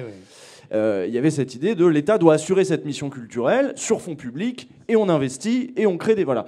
Aujourd'hui, il n'est plus dans aucune mission comme ça. Hein. La preuve, nous, on est sur Internet, l'État... n'a aucun grand projet pour Internet. Il a complètement laissé les acteurs privés faire le truc. Si on en était à un État qui a le même état d'esprit que celui qui fonde les TNP, on aurait un État qui aurait créé une grande plateforme nationale d'hébergement de vidéos, qui aurait créé... Voilà, il aurait investi là-dedans. Il a dit, je fais plus. Je laisse le marché et le secteur associatif s'occuper de ces trucs plus ou moins rentables. Surtout moins que plus. Donc, ensuite, derrière, il continue à quand même financer les associations. Parce que sinon, en gros, sinon ça détruit tout. Sinon, d'un coup, il n'y avait plus que la pénurie à gérer et la faillite de sa mission devenait évidente aux yeux de tous. Et là, aujourd'hui, ça y est, il en est là. Il dit, ça y est, j'ai fini, je ne fous plus un rond là-dedans. Démerdez-vous, les associations, démerdez-vous. Si ça n'est pas rentable, ça ne m'intéresse pas. Moi, je fais la Startup Nation. Moi, je veux, à la limite, je fais des baisses de charges pour les entreprises qui marchent. Mais je donne pas de pognon à des secteurs qui marchent plus. Je sais plus où je voulais mais voilà, c'était pour dire que c'est extrêmement cohérent. C'est-à-dire qu'il y a un certain nombre de missions que l'État ne veut plus remplir. Alors, qu'est-ce qu'on en fait de ça? Quel est le mot d'ordre maintenant pour dire on veut que ce soit collectivisé? Si on laisse le marché faire ça, c'est la destruction. C'est la pauvreté aussi, même la pauvreté culturelle, d'ailleurs. La pauvreté intellectuelle. Je prends l'exemple du théâtre, puisque tu parlais du théâtre. Hein. Si on laisse faire le marché, qu'est-ce qui va se passer? Toutes les salles d'art et d'essai, les premières scènes, puisque nous, au départ, notre nom, c'était scène de la première représentation, hein, quand on a été missionné en 2002 par la ville et la DRAC. Donc, scène de la première représentation, toutes ces salles-là vont... admettons que si on nous coupe les subventions, on nous coupe les emplois aidés, donc on meurt. Ça va être remplacé par quoi? Eh bien, je vous le dis, hein, vous regardez, par exemple, il y a l'Odéon, une salle de 150 places ou 200 places, je crois, qui fait du théâtre de divertissement, du café-théâtre. Il y a le Rideau Rouge qui fait également du théâtre de divertissement. Il y a tous les cafés-théâtres. Voilà. C'est-à-dire qu'il n'y aura que ce secteur-là qui va faire du commercial, du café-théâtre. J'ai rien contre le café-théâtre, c'est très bien, mais il faut aussi autre chose que du café-théâtre. On peut pas. La culture, c'est pas uniquement du café-théâtre, c'est pas possible. Voilà. Moi, j'allais dire, il y a peut-être une piste aussi, c'est d'arriver à. Si l'État ne s'occupe pas de ça, pourquoi pas les citoyens reprendre ça en main et faire des coopératives, des collectifs informels. Enfin, dans le socioculturel, ça existe dans différents lieux. Je pense au Vieil Odon en Ardèche, je pense à Saillant dans la Drôme, je pense à ces exemples-là où, à un moment donné, des habitants se sont dit si l'État ne veut pas nous aider à faire ça, c'est nous qui allons le faire, qui allons le prendre en main. Bon, après, ça va donner d'autres choses. Hein, essaye d'extrapoler tout ça, si tous les petits villages de France ou s'il y a énormément de petites structures qui vont faire ça, peut-être que l'État va y perdre un peu de pouvoir et que il va peut-être y avoir un retour de flamme. Mais pourquoi, enfin, on peut aussi arriver, nous aussi, à essayer d'imaginer des choses en commun. Peut-être que les 35 heures, c'est pas non plus le modèle absolu, qu'on peut tous se dire, voilà, on se paye un petit, dans une coopérative, on se paye un mi-temps chacun, et puis on arrive à mettre en commun des choses, de l'habitat groupé. Enfin, je pense qu'il y a peut-être des choses aussi à faire pour arriver à s'organiser collectivement et de se dire, à un moment donné, il y a aussi effectivement... On n'a plus rien à attendre de l'État, faisons ça nous-mêmes, quoi. Mais le problème, c'est que l'État, c'est aussi la collectivisation. Et même si c'est pas l'État, la collectivisation apporte quelque chose que parfois, parce que voilà, là on est sur de la collectivisation, on va dire libre. Le problème, c'est que ça veut dire que ceux qui n'ont pas envie, qui sont parfois ceux qui ont le plus de moyens, ne mettront jamais la main à la pâte, se casseront et profiteront des bénéfices de ce travail effectué sans cotiser au pot. L'intérêt de la collectivisation, quand elle est faite sous l'égide d'une collectivité territoriale ou de l'État, c'est qu'elle impose tout le monde. Or, les stratégies là, de la bourgeoisie de soustraction à l'impôt, etc., sont d'ores et déjà très très nombreuses. Mais si en plus on dit, bah non, on fait nos petits trucs, en fait on va gérer la misère tous ensemble. On va gérer la misère dans nos petites coopératives, machin. Enfin, ça pose aussi un problème, c'est-à-dire que le repli dans un coin sans perspective à un moment, il va falloir contraindre ceux qui sont les grands gagnants de ce système à... Enfin bon, moi c'est comme ça que je le vois, mais c'est le piège, je pense, de ce discours-là. Tu vois. Peut-être qu'en s'organisant, on arrivera à prendre conscience que justement, il y a d'autres personnes et refaire État, en fait. Moi, j'ai l'impression que beaucoup dans notre société, on est sur on n'a pas réussi on a du mal en fait à prendre conscience chacun dans notre côté ou chacun dans nos vies, dans nos quotidiens, qu'il y a un État, qu'il y a un collectif. C'est pour ça aussi que certains entrepreneurs appellent ou patrons appellent des charges, des cotisations, parce que du coup ils ne connaissent pas en fait cette question-là. Il y a aussi une grande part de méconnaissance plutôt que de questions idéologiques sur la question des charges et des cotisations. Enfin, pour moi, quand on parle de cotisation sociale sur les contrats aidés, parce que c'est ça en fait les contrats aidés, c'est une exonération de cotisation sociale sur des emplois, ça veut dire qu'on enlève du collectif, d'une certaine manière. On enlève du collectif pour en recréer localement. Donc il y a une certaine schizophrénie bizarre, quoi. Ce que tu dis, Usul, c'est pas mal aussi de se poser la question de l'État. Mais à mon sens, avant de se poser la question de l'État, il faut déjà s'imaginer qu'on en a besoin et qu'il y a une vraie légitimité à ce que l'État puisse refaire du commun, quoi. Mais pour rebondir sur ce que disait Jules et sur ce que tu dis, si quelqu'un d'autre veut venir, ouais. Il peut venir par exemple se mettre là et puis il te remplacera. Venez discuter, parce que là c'est vrai qu'il n'y a pas eu beaucoup de monde qui a parlé. Ouais. C'est le SAS. Ce que je trouve dingue, c'est que... moi, je veux bien l'idée que l'État... Je veux bien accepter toutes les idées, genre l'État ne peut pas tout, machin.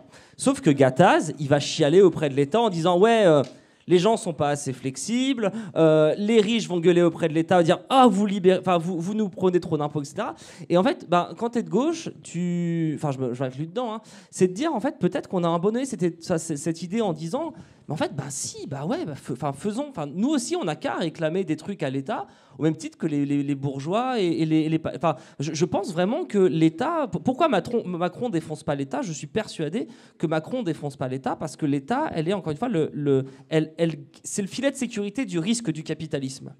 Et donc en fait, je suis d'accord avec toi à ce que tu dis sur les alternatives, etc. Il n'y a aucun problème là-dessus, on est complètement d'accord.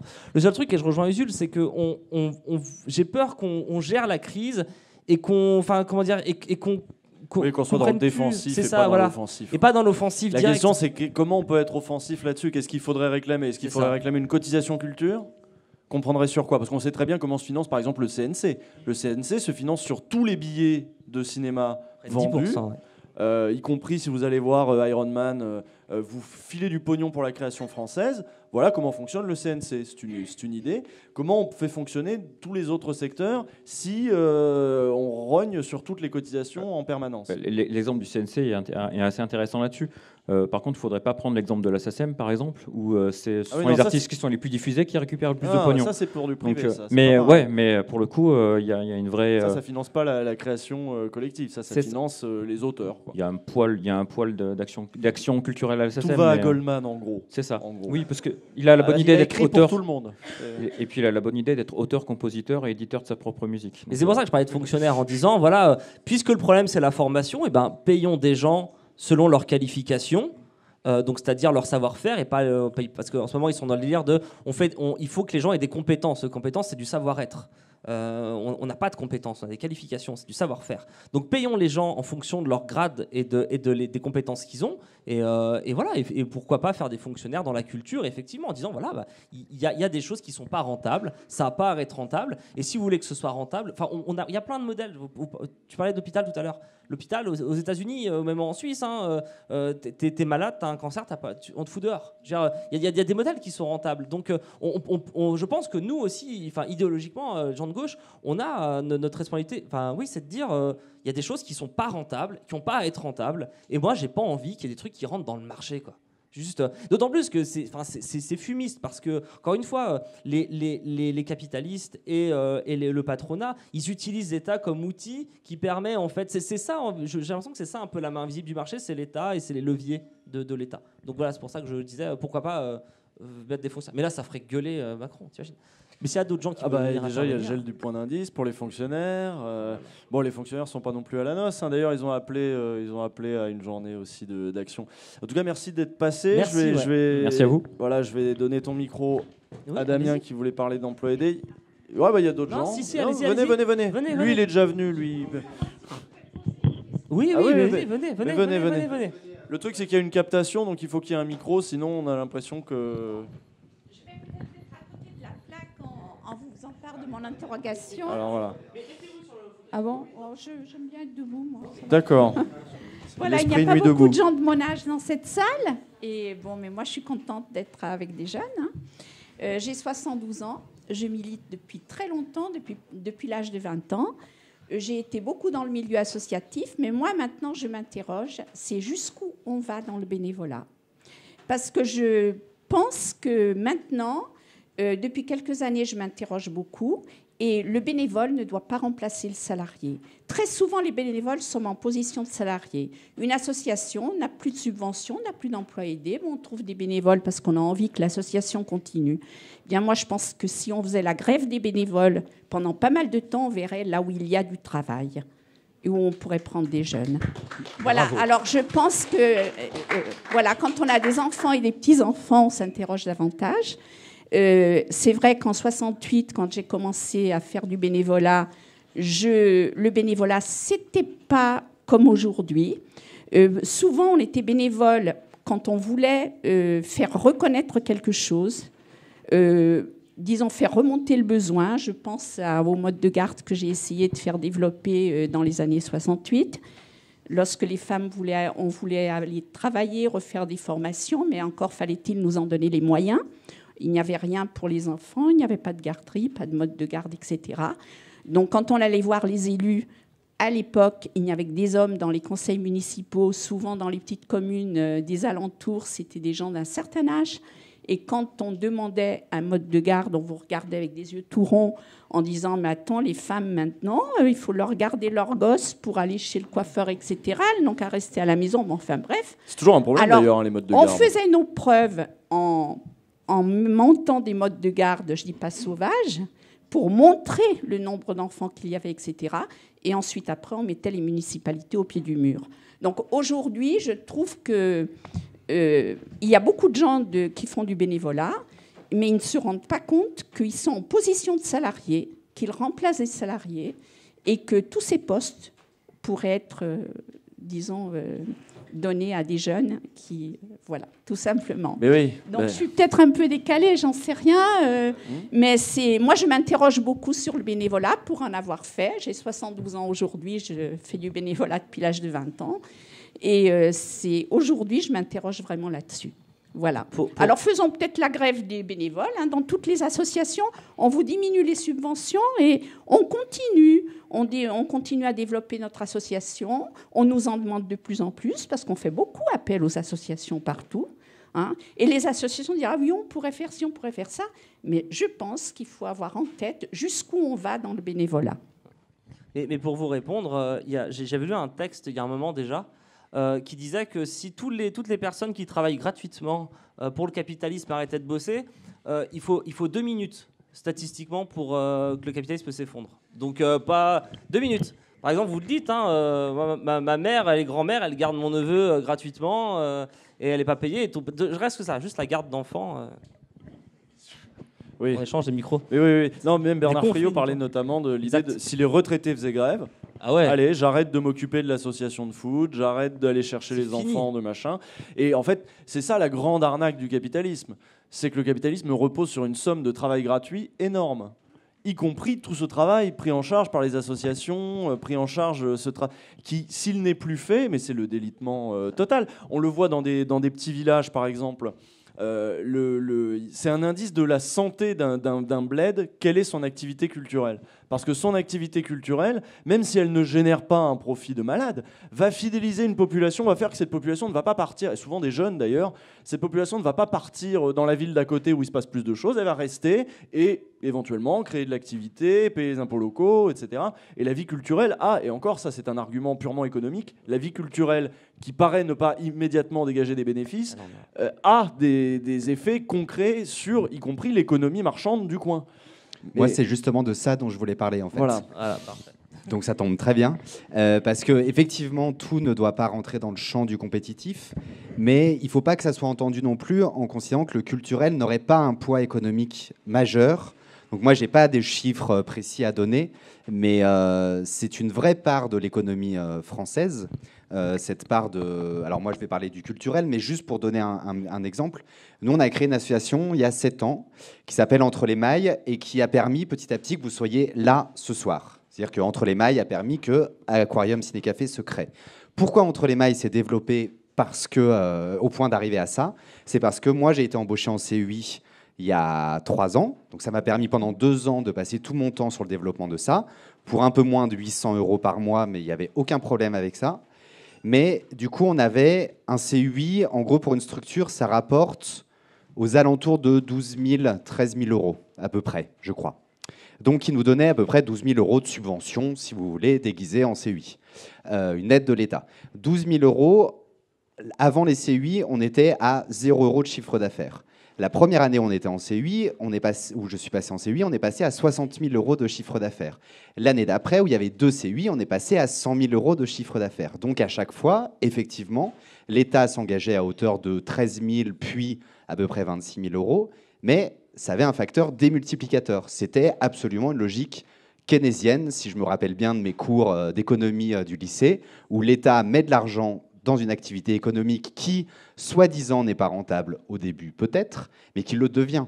Et du coup, ça fait qu'ici, par exemple, on devait créer 3 contrats aidés, on ne va pas en créer 3, puisque ça nous est interdit. Mais l'objectif, c'était, grâce aux contrats aidés, de développer de l'activité économique, même si on ne veut pas faire que ça. Mais il y a déjà ce premier truc. Et je pense qu'il ne faut pas se mentir là-dessus et se cacher et d'avoir une espèce de pudeur mal placée. Nous créons de l'activité économique quand nous sommes dans l'associatif, que ça soit par exemple sur toutes les innovations écologiques, toutes les innovations dans le social, toutes les innovations en termes de recherche. C'est de l'activité économique qui se crée. Et même si ce n'est pas l'objectif final, nous, notre objectif ici n'est pas de gagner plein de pognon, mais d'en gagner suffisamment pour payer notre loyer et surtout qu'il y ait des événements chouettes qui se passent, malgré tout, nous créons aussi de l'activité économique. Et je pense que c'est là où ils ne prennent pas en compte le fait que nous sommes le laboratoire économique de la France, qui a du mal à se renouveler dans ses logiques industrielles, qui, même dans le secteur tertiaire, galère un peu à faire du fric. Là, il y a plein de choses qui se sont créées là-dedans, je pense, et ces choses-là vont juste s'arrêter en cours de route. Si ici, ça s'arrête, voilà, ça s'arrête. Dans Entre les Mailles, on a créé une activité, on développe une activité d'éducation aux images, qui considère qu'il y a tellement d'images autour de nous que c'est quand même pas mal si les enfants, les ados et même les adultes ont un apprentissage. Alors nous, ça passe plutôt par la pratique. C'est quand même quelque chose qui, idéologiquement et même économiquement, est important. Et bien ça risque de s'arrêter. Voilà, parce que nous, on n'a plus de contrat aidé pour le faire, et nous n'avons pas à nous excuser d'avoir été aidés par l'État. Tu parlais des entreprises qui ont été soutenues par le CICE, c'est ça? Oui, non, elles ne s'excusent pas d'être soutenues par l'État. Nous n'avons pas à nous excuser de ça. Le Figaro Challenge nous ne créons de s'excuse pas de l'activité. leurs aides à la presse. Voilà, c'est ça. Donc voilà, moi c'était surtout ça qui me paraissait important, de dire que ce laboratoire, il peut crever. Et je voudrais juste réagir par rapport à l'idée d'une coopérative. Effectivement, moi je suis assez pas d'accord avec ça, dans le sens que je vois que cette mobilisation par rapport au contrat aidé, elle a du mal à se développer. Là, on est un peu nombreux, mais on a fait d'autres réunions, d'autres soirs où il n'y avait pas grand monde. Et c'est très compliqué de se mobiliser à un moment donné sur un problème, parce que les structures ne sont pas là. Et moi, je pense de plus en plus que finalement, le passage par les syndicats, le passage par les partis politiques ou même par les mouvements, si vous voulez, mais en tous les cas par des organisations qui sont structurées, celles-là ont un vrai poids, parce que sinon, on est très démunis. Enfin, on voit bien que tous les gens qui sont confrontés au contrat aidé, et je trouve que ça pose ce problème politique aussi. C'est qu'on est très démunis et on ne sait pas quoi faire, et on est 12 dans une salle, et on se dit, on va peut-être faire un groupe Facebook. Voilà. Super. Parce qu'il y a ce que je disais aussi de la défense au coup par coup, à chaque attaque, et là en effet se retrouver à défendre les contrats aidés alors que c'est juste, il faut juste changer de braquet, il faut juste penser autrement la culture, le secteur de la culture, et rompre avec une certaine logique qui considère. Voilà, la grande force du capitalisme, c'est que ça repose sur un travail gratuit et que c'est le capitalisme lui-même qui va définir ce qui est un travail et qui va donner, selon sa définition, voilà la preuve. On parlait à propos d'emplois aidés de faux emplois. Et l'idée, c'est que l'État admet qu'on mette un peu de pognon pour subventionner de faux emplois, quoi, des emplois aidés où l'État est derrière, parce que derrière, éventuellement, ça peut remettre le pied à l'étrier des gens pour les amener vers de vrais emplois, des emplois soutenus par le secteur marchand, capitaliste, en gros, des emplois capitalistes. Mais il y a beaucoup d'autres formes d'emploi et on gagnerait beaucoup à réagir, à réfléchir sur ce qui a été dit tout à l'heure, par exemple, sur toute cette masse de travail gratuit qui pourrait être rémunérée. Alors comment le rémunère-t-on ? Bon, là aussi, le chantier est vaste, hein, la cotisation est une piste, et en effet, il va falloir pour ça avoir en fait un mouvement. On voit bien que là, on traite d'un point de détail, d'une logique générale qui a sa cohérence, qui est extrêmement cohérente. Macron ne fait pas n'importe quoi. Il a une idée tout à fait précise de la société vers laquelle il veut nous amener. Une société, en effet, du tout marchand, une société où de la Startup Nation. Voilà, on va vers la Startup Nation. Et on y va là brutalement, je trouve. Et où, du coup, tout le monde est démuni dès qu'on lui tombe dessus. Parce que les contrats aidés, vous imaginez bien qu'on ne va pas passer 5 heures par jour pour les structures, la tienne comme la nôtre, à se battre contre ça. Parce qu'en fait, nous, on a déjà l'obligation de payer notre loyer, de faire qu'on doit vivre. Et c'est là où, tant qu'il n'y a pas d'organisations qui sont un peu plus structurelles, je pense, et qui font qu'il y a un travail sur le long terme et pas un travail de « ah, il y a un truc qui tombe, pouf », et donc là, c'est les associations qui tombent, mais ça pourrait être autre chose. À chaque fois, on est à poil. En fait, on se rend. Enfin, moi, s'il y a une prise de conscience, moi personnellement, c'est que j'ai l'impression que on est à poil parce qu'on se retrouve tout seul d'un coup. Et c'est bien sympa de s'organiser à 12-13, mais en fait, je me dis, ça, c'est une solution à très court terme. C'est histoire de pas crever tout de suite. Mais je pense que le travail de long terme, il est d'en reprendre cette confiance-là dans des logiques organisationnelles global. Si quelqu'un d'autre veut venir dire un mot... Et je ne veux pas en rajouter plus, je pense pas suffisamment parler. Non mais oui, tu as raison, c'est cohérent. Enfin, eux, ils sont cohérents, il faut que nous aussi on soit cohérents, parce qu'on est beaucoup à avoir des problèmes. C'est ça, parce que c'est un travail de long terme de leur côté. S'il n'y a plus de travail de long terme de l'autre côté, forcément, il y en a un qui gagne, quoi. Absolument. Naturellement. Est-ce que quelqu'un voulait venir raconter son emploi aidé ou dresser peut-être éventuellement des perspectives d'avenir ? Est-ce que vous étiez dans la manif, par exemple, mardi dernier ? Oui. Et vous y retournez, là, le 21 ? Et le 23 ? Ça, c'est courageux, tu fais les deux, toi. Il y en a une le 21 à l'appel des syndicats, dont FO, il me semble, maintenant. FO a rejoint le truc, non ? Certains syndiqués militants y étaient, mais pas la direction. Et non, le 23, c'est celle de Mélenchon et Hamon et quelques autres. Oui. Donc, non, plus personne. Est-ce qu'on a fait... Peut-être qu'on a fait le tour de la question et que vous préférez parler entre vous. Oui, alors viens donc et prends donc un micro, parce que sinon, sur la captation, on va rien entendre. Tu voulais parler de quoi ? Dis-moi. Alors, moi, de deux petites choses. Déjà, pour dire que toute cette discussion qu'on a depuis le début, elle est très intéressante, mais ce qui est dommage, c'est qu'on est vraiment sur la défensive, et on est obligé d'être sur la défensive. Pourquoi ? Parce que on part pas du bon point de départ, pour moi, dans le raisonnement, qui est tout basé sur l'économique, Pourquoi est-ce qu'on devrait être rentable? Comme on le disait, il n'y a pas forcément il y a des endroits où on n'est pas obligé d'être rentable pour que ce soit important et intéressant.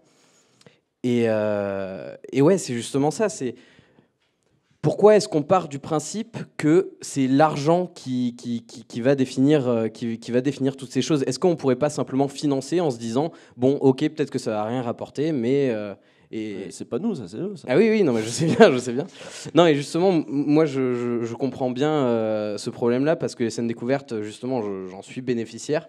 Je sors du Conservatoire de Lyon et on a effectivement besoin. Et nous, quand on va jouer dans ces scènes-là aussi, pareil, on n'est pas des profiteurs dans le sens où on se paye même pas en fait. On partage un petit peu la recette, mais au final, nous, ça rembourse juste le van qui a transporté les décors, les costumes, et puis le temps de répétition, parce que comme tu le disais, c'est un spectacle. Je trouve que tu étais gentil avec 1 mois et demi de répétition.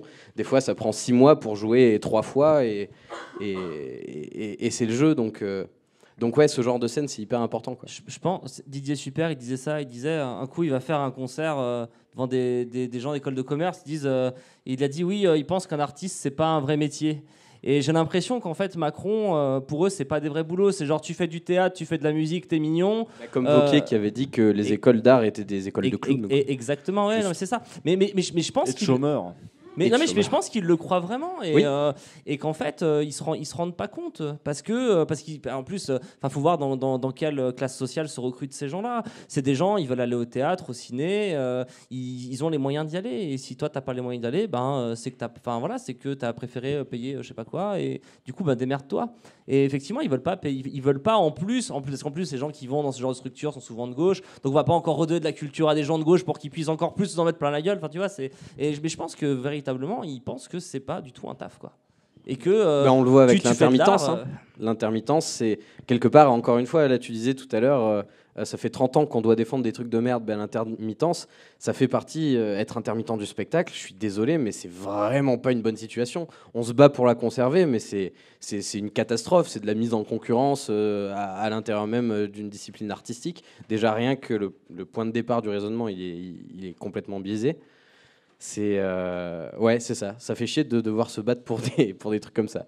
D'où l'idée d'essayer de déconstruire un peu la logique générale et de créer nos propres nouvelles utopies avec nos valeurs, des utopies concrètes. C'est pour ça qu'on fait ces soirées. Là, c'est une des premières. Bon, les emplois aidés, ça nous arrive dans la gueule. Je pense que les dégâts vont être rapidement visibles. J'espère que ça va être un des trucs avec lesquels on va pouvoir se retrouver dans la rue. C'est quand du coup le 21 là? C'est jeudi. Jeudi, voilà. Mais il va falloir vaincre ces logiques-là et vaincre Macron. Vaincre Macron, qui est le nom du nouvel ouvrage de Bernard Friot, qui sort en octobre. Friot, toi. Pas du tout, quoi. Voilà, je vous le conseille comme ça. Non, parce que. Non, mais je plaisante. Parce qu'il y a une cohérence. Il y a une cohérence dans la pensée de l'adversaire. Il faut l'avoir comprise pour essayer de la déjouer, quoi. C'est ça, c'est beaucoup plus subtil au final qu'un Front National qui va être beaucoup plus direct. On comprend tout de suite d'où vient le mal, quoi. Alors que là, c'est beaucoup plus subtil, beaucoup plus entre les lignes avec des, avec des grands mots. T'as l'impression qu'ils font ça pour les pauvres contrats aidés qui ont si peu de perspectives après, avec ces seuls 25% là qui deviennent après un vrai emploi. Les pauvres, il vaut mieux donner dans la formation. Enfin, limite, ils sont sympas, quoi. Ils vont nous réadapter au capitalisme en nous faisant des formations. Et en plus de ça, ils ont une rhétorique plutôt que ces clowns là avec des sarouels qui font n'importe quoi, qui se lavent pas les cheveux. On va les peigner, on va leur mettre des petits costards, on va les mettre dans des startups. Mais pour ça, il faut qu'ils aient une petite formation, un petit truc. Il y a une logique. Ouais, c'est 117. Et ça peut rassurer les parents même d'ailleurs. Et d'un point de vue communicationnel, ça fonctionne parce que les mecs ils sont sur des rhétoriques qui ont... c'est du sophisme de bas étage. Moi, cette semaine, j'ai écouté la ministre du Travail parce que pour préparer un petit peu, j'ai maté des trucs. Mais c'est nul. C'est lamentable. Vraiment, allez voir, mais c'est nul. Ça, c'est du sous... Enfin bref, peu importe. Mais non, mais c'est ça qui fonctionne. C'est-à-dire qu'ils arrivent à dire oui, mais les jeunes, ils veulent être... On en parlait tout à l'heure à l'entrée. Ils disaient oui, les jeunes, ils veulent être beaucoup plus libres, ils veulent pas avoir d'employés et de patrons. Et c'est vrai. C'est vrai que les jeunes, on inspire plus à ça. Et bah du coup, soyez auto-entrepreneurs, montez vos startups, machin. Et tout à l'heure, je sais plus où est-ce qu'il est un peu plus pas loin. grave. Oui. Et il disait, enfin, quand il disait oui, il faut qu'on monte notre truc. Je pense qu'ils veulent qu'on aille vers ça, en fait. Et c'est pour ça que moi je dis Et au que... final, on se retrouve à être auto-entrepreneur avec 100 heures par semaine, Exactement. les heures qui sont payées 2,50 € Il y a- parce que celui qui t'embauche peut pas te payer. Il y a plus. une vidéo géniale Et c'est ce que je fais. il y a une vidéo géniale de Franck Lepage avec un autre type des gens qui ont monté la Scope, le pavé. Et en fait, Tanguy. ouais, et il disait ça, il disait putain, mais en fait, on a monté un truc, mais ça nous demande tellement de boulot, tellement d'investissement qu'en fait, au final, ben, Il y a eu des burn-out. Ouais, c'est ça, voilà. C'est de dire en fait, puis en plus, le boulot comme le théâtre ou la recherche ou je sais, enfin, peu importe quel boulot dans Si vous dans voulez l'art, venir, la musique, etc. Ces trucs qui sont tellement passionnants que du coup, tu t'investis humainement dedans. Du coup, tu dis bah, je compte pas mes heures, c'est pas grave, allez, vas-y, machin. Et en fait, c'est là-dessus qu'ils capitalisent à fond. Et donc, Le fameux travail gratuit. c'est ça, exactement. Je suis d'accord avec ce que disait madame. Hein. Ah, on est complètement d'accord. Oui, je voulais revenir sur deux petites choses. Tu parlais des dégâts tout à l'heure. Bien sûr qu'à l'heure actuelle, on ne mesure pas les dégâts. Parce que ça vient juste de tomber. Et c'est tombé pendant les vacances, aux alentours du 10 août. Hein. Mais dans les 12 mois à venir, c'est-à-dire que les contrats vont disparaître au fur et à mesure, tous les mois. Donc, dans un an, quand on va faire le bilan, ça va être horrible. Ça va être horrible. C'est-à-dire que toutes les associations vont être décapitées. J'emploie ce mot parce que c'est vraiment clair. C'est-à-dire qu'on va couper nettement les têtes des associations et elles vont tomber les unes après les autres. Et donc vous imaginez un monde sans association. C'est-à-dire que bon, dans les associations, on en a partout. Dans l'humanitaire, dans la culture, dans sport. tout à l'heure, il parlait des écoles. Ben oui, dans les écoles, enfin, il y en a partout. Même les mairies embauchent, même les flics. Paraît-il qu'il y a des emplois aidés dans la police. Vous vous rendez compte? Non, mais pour dire. Hein. Donc là, l'État pourrait les embaucher. Hein. Mais c'est facile, c'est-à-dire que l'État il joue sur deux tableaux. D'un côté, il emploie des emplois aidés pour pas titulariser des jeunes, et de l'autre côté, il coupe. Je crois qu'il se tire une balle dans le pied, Macron. Il se tire une balle dans le pied parce qu'en plus, il va faire exploser le chômage. Moi, mes 5 employés, ben, qu'est-ce qu'ils font? Ils vont aller s'inscrire au chômage. Hein. Donc c'est une aberration. On va payer des chômeurs plutôt que de payer des emplois aidés. Macron a dit, enfin le gouvernement a dit, il y aura 2 ans, pendant 2 ans, il y aura un taux de chômage monstre, mais après ça va redescendre. Voilà. Non mais. Allez, un petit effort, hein, 2 ans. C'est ça. C'est jamais que les plus belles années de votre vie. Normalement, vous êtes jeune. Oui, et puis eux, ils seront pas touchés à l'Élysée. À l'Élysée, non? Oui, à l'Élysée. Non, ou à ça va. Matignon, ou. Non, ils mangent bien. Est-ce qu'il reste des personnes? Parce que là, je pense qu'on a un peu fait le tour du sujet. Oui, monsieur. Bonjour. Un autre monsieur, encore une fois. Oui. Bah, désolé, mais je peux changer de sexe vite fait entre deux, mais ça va être compliqué. Je voulais juste dire qu'en fait, que pour des députés qui sont issus de la société civile, une telle destruction de la société civile ils sont pas issus. Pose à réflexion. Non, mais je sais, bien sûr. Non, mais ils se prétendaient l'être. En effet, toute la logique des employés qui étaient financés au départ direct par l'État, alors on va déléguer, on va donner des subventions aux associations. C'est beaucoup plus facile de retirer les subventions petit à petit feu, comme ça on tue en fait ce qui existait au départ vraiment à petit feu, sans qu'on le sente, quoi. Le principe de la grenouille dans l'eau et on fait chauffer l'eau. Et il y a un autre aspect, enfin moi qui me concerne directement, parce que je travaille dans une association qui est l'association pionnière du service civique. Et nous, on a milité dès 1994, avant que ce soit reconnu par l'État, pour que ce soit une étape pour tous les jeunes, justement, à un moment donné, d'être solidaires et qu'on arrive à avoir une rémunération quand même, quelque chose en échange de cette solidarité, et que ce soit au maximum dans la diversité, que ça permette de rencontrer, de refaire société, en fait. Et ce service civique-là, c'est à peu près le dernier truc, pour l'instant, qui n'a pas été touché par l'État. Donc, il détruit des subventions au niveau des associations, il supprime les contrats aidés, et du coup, tout le monde se jette sur le service civique. Et ça va être... je pense que ça rentre dans une grande logique de réduction du coût du travail, c'est que des salariés, des gens qui travaillent, vont être en concurrence avec des services civiques, c'est 580 € par mois, quoi. Donc voilà, enfin, moi, dans le cadre de mon travail, on défend un service civique qui ne soit pas justement du travail, et on prend les précautions, et on est connu pour ça, et on aide des associations à monter des missions qui ne soient pas du travail caché.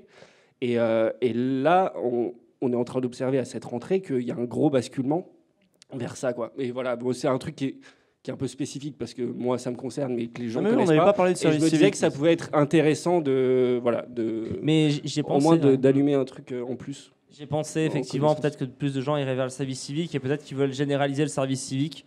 Effectivement, mais ouais, non, Voilà, intervention, mais ouais. un service civique qui est l'étape obligatoire pour avoir un taf, enfin, c'est plus du volontariat puisque on est obligé. C'est voilà, enfin, la notion de solidarité ou etc. Enfin, tout ça se perd, quoi, le sens derrière, quoi. Enfin voilà, merci. Merci à toi. Alors, on n'entend pas du coup on va pas entendre dans la Il captation. y aurait une mais- circulaire de la préfecture sur le service civique.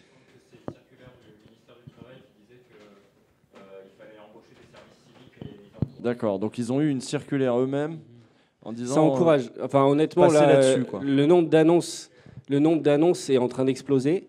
Après, c'est juste à la base, normalement, enfin, voilà, c'est encadré et ça ne doit pas être un travail déguisé. Il ne doit pas y avoir de subordination, il ne doit pas y avoir le remplacement d'un travail. Enfin bref, ça ne sert à rien de détailler tous les trucs, mais c'est vraiment encadré précisément. Et l'agence de service civique, qui a peu de moyens aussi, contrôle, c'est même pas 20% de ce qui est fait. Donc avec l'explosion du truc, ils ne pourront pas suivre parce qu'ils n'ont pas les budgets qui suivent là-dessus. Oui, je veux dire qu'en plus, c'est censé être réglementé, ça ne l'est pas tant que ça parce que l'agence Non. qui est censée les réglementer n'a pas les moyens de le faire. Dans les faits, non. Ouais. Voilà. Bon. Je pense qu'on va s'arrêter là parce que ça fait 1h30 qu'on y est. Je pense qu'on a un peu parcouru la question. À moins qu'il y ait quelqu'un qui ait vraiment un dernier point crucial ou peut-être qu'il y aurait la solution. La solution, qu'est-ce qu'il faut faire 42, on me dit.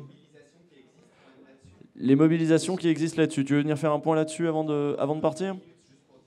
C'est pas juste le point sur les manifs, hein, le 21, le 23. Ça, je peux le faire, ça, je connais ça. Non, c'est juste que du coup, il y a eu des réunions publiques qui ont été organisées ici. Il y a eu des manifs, il y a eu autour des manifs, il y a eu un certain nombre de trucs. Donc, juste si ça vous intéresse et que vous avez envie de vous mobiliser par rapport à ça. Alors déjà, il existe donc un groupe Facebook. Alors, il est magnifique celui-ci, il est hyper poétique. C'est le mouvement de lutte contre les contrats aidés Lyon Métropole. Voilà. Donc il est beau comme tout. Il y a 185 membres, donc je pense qu'il y a un peu plus que 185 personnes qui sont concernées par ça dans la métropole de Lyon. Donc l'idée, c'est à travers ce groupe de pouvoir s'échanger. Il y a des communiqués de presse qui ont été écrits, il y a une lettre ouverte qui a été écrite aussi. L'idée, c'est que tout ça puisse circuler le plus largement possible, que ça puisse être, pourquoi pas, placardé à l'entrée des lieux, que ça puisse être exprimé en début de pièces de théâtre, de films, etc. L'autre chose, c'est qu'il y a des actions aussi qui se font au niveau plus national, un peu à l'initiative de Nantes, où il y a une asso à Nantes dont j'ai perdu le nom qui essaie de faire des trucs comme ça. Mercredi dernier, par exemple, dans plusieurs villes de France, donc ça n'a pas pu se faire à Lyon parce qu'il n'y avait pas assez de personnes intéressées pour ça, ils sont tous allés dans un pôle emploi, je sais pas, le matin, mercredi à 10h à peu près, avec plein de questions sur la formation. Donc ils sont allés à Nantes, je crois qu'ils étaient 60 à peu près, donc ils sont allés dans le pôle emploi, ils ont posé plein de questions sur la formation, comment ça va se passer, comment je peux me faire sélectionner par Pôle emploi pour telle ou telle formation, dans le but que ça mobilise un peu les gens. Et du coup, il y avait le directeur du Pôle emploi qui a dû descendre et qui a dû commencer à discuter un peu avec les gens. Leur objectif, c'est vraiment de montrer aux gens ce que ça va faire quand ça sera fini, ces histoires de contrats aidés. Donc il y a ce genre de mobilisation. Et je crois que la deuxième mobilisation qu'ils veulent faire, c'est de proposer sa candidature à tous les députés macronistes, là, ils sont soi-disant de la société civile, de proposer sa candidature dans les entreprises dont dépendent ces personnes, dans la mairie dont dépend cette personne. Voilà. Comme il n'y a plus de contrat aidé, on va demander du travail aux gens qui ont décidé que le contrat aidé s'arrêtait. Voilà, un certain nombre de choses comme ça. Et puis après, effectivement, dans les manifs, pour l'instant, il n'y a pas de cortège, je crois, contrat aidé. Enfin, à Lyon, il ne me semble pas qu'il y avait ça. J'en ai pas vu. Voilà, j'en ai pas vu non plus le 12. Donc peut-être qu'il va se mettre des choses en place de cet ordre-là. La seule manière pour qu'il se passe des choses, c'est qu'on soit davantage et qu'on ait l'impression qu'il y ait davantage de monde qui ait envie de faire des choses. Voilà, d'en discuter aussi, c'est cool, mais à un moment de vouloir faire des choses. Donc ça va passer par ce groupe Facebook, puis on espère par d'autres types d'actions. Merci. Merci Damien, merci à l'Aquarium pour cette soirée. Merci André d'avoir été patient et éloquent. Merci Thibaut de m'avoir aidé à préparer et cuisiner cette émission, cette soirée. Et merci à vous bien sûr d'être venus. On se retrouve du coup dans un mois, donc le 3e dimanche du mois d'octobre. Scoop, on va parler de l'hôpital vraisemblablement la prochaine fois, avec si possible des professionnels qui vont nous raconter un petit peu ces mêmes logiques là qu'on applique, ces logiques de marché. En fait, on les retrouve un petit peu partout. Donc pour nous, ça a du sens de voir un petit peu quelles répercussions ça a dans chacun des secteurs et quels sont les projets là de notre gouvernement, quels sont les projets de Macron, notamment dans le secteur de la santé la prochaine fois. Je vous remercie beaucoup d'être venus. Je vous libère. Vous pouvez parler entre vous, vous pouvez rester, vous pouvez boire un coup, vous pouvez manger même, il me semble. Hein. Oui, il y a un truc à manger. Voilà. Et excellente soirée. Merci d'être venu. Bientôt.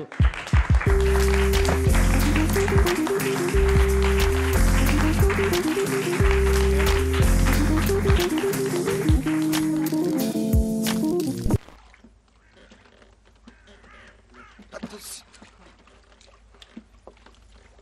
Là. Voilà, là. Alors, vous allez ramer, hein, et puis moi je vais vous regarder. D'accord ?